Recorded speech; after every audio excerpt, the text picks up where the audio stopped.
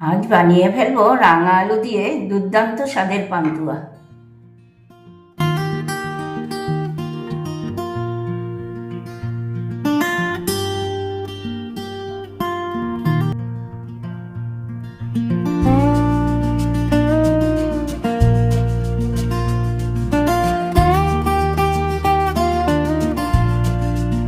এই পান্তুয়া খুব সহজ পদ্ধতিতে এবং খুব কম উপকরণেই তৈরি হয়ে যায়। তোমরাও বাড়িতে বানিয়ে নিতে পারো এইরকম নরম তুলতুলে রাঙা আলুর পান্তুয়া। তাহলে চলো আজ শিখে নেওয়া যাক এই নরম তুলতুলে রাঙা আলুর পান্তুয়ার রেসিপিটা। বন্ধুরা, তোমরা সবাই কেমন আছো? ভালো আছো তো? আজ বানিয়ে ফেলছি রাঙা আলু দিয়ে দুর্দান্ত স্বাদের রাঙা আলুর পান্তুয়া। তার জন্য নিয়ে নিয়েছি 500 গ্রাম রাঙা আলু। তাহলে চলো এটাকে আমি সেদ্ধ করে নিই। একটা প্রেসার কুকারে জল দিয়ে আলুগুলো নিয়ে নিয়েছি। 2 থেকে 3টে সিটি দিয়ে নেব।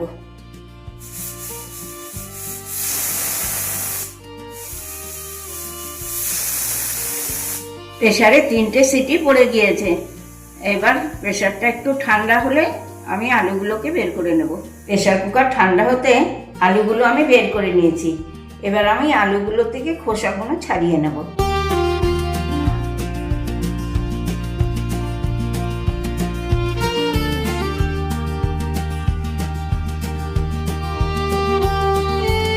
আলুগুলো খোসা ছাড়ানো হয়ে গিয়েছে।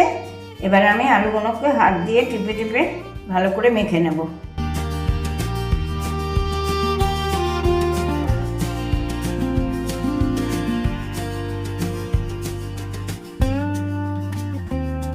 আলুটা মাখা হয়ে গিয়েছে।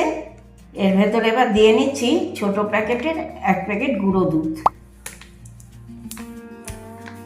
দিয়ে নিচ্ছি 4 চামচ ময়দা। ছোট চামচের 1 চামচ বেকিং সোডা। দিয়ে দিচ্ছি বড় চামচের 1 চামচ গাওয়া ঘি। এবার আমি এগুলোকে একসঙ্গে খুব ভালো করে মেখে নেব। একটা ডো তৈরি করে নেব।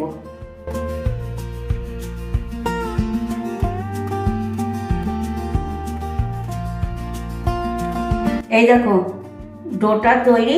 এবার আমি এটার থেকে লেচি কেটে গোল গোল করে পান্তুয়ার শেপ দিয়ে নেব।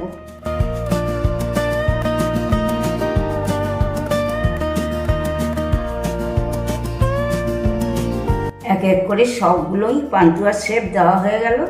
এবার আমি সাদা তেলে এগুলোকে ভেজে নেব। একটা কড়া আমি আগে থেকেই গরম হতে বসিয়ে দিয়েছিলাম। কড়া গরম হতেই দিয়ে নিচ্ছি কিছুটা সাদা তেল। তেল গরম হতেই আমি এক এক করে পান্তুয়াগুলো ভেজে নিচ্ছি।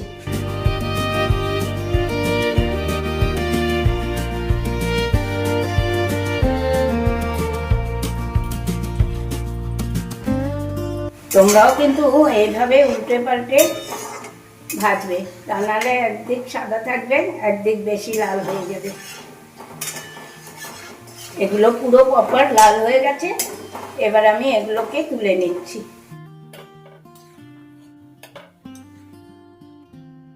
এইভাবে আমি এক এক করে সব পান্তুয়াগুলোই ভেজে নেব।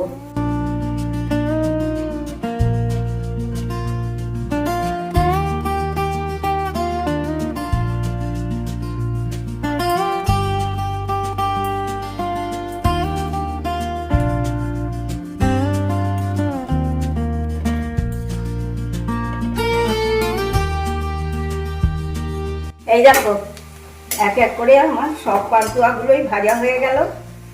এবার চিনির শিরা তৈরি করার পালা। আবারও গ্যাসের ফ্লেম অন করে নিয়েছি। নিয়েছি ছোট কাপে 4 কাপ জল। তার ভেতর দিয়ে দিচ্ছি 3টে ছোট এলাচ ফাটিয়ে, 10 চামচ চিনি। এটাকে আমি এবার একসাথে ফুটিয়ে নেব। এই দেখো জল ফুটে গেছে, মানেই আমার চিনির শিরা তৈরি। এবার আমি গ্যাসের ফ্লেমটা অফ করে দেবো।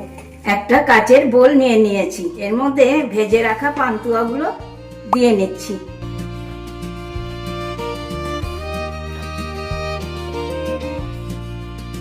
এবার আমি এগুলোর উপরে চিনির শিরাটা ঢেলে দিচ্ছি।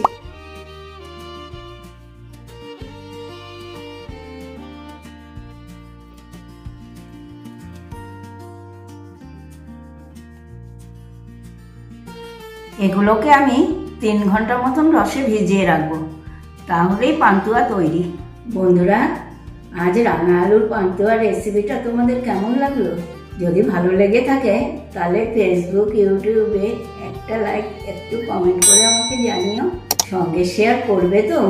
ভুলে যাওনি নিশ্চয়ই মুখার্জি কিচেন। তাহলে আজকে আসি, টাটা, বাই বাই। তোমরা সবাই ভালো থেকো, সুস্থ থেকো। নেক্সট দিন আবার চলে আসবো নতুন নতুন রেসিপি নিয়ে।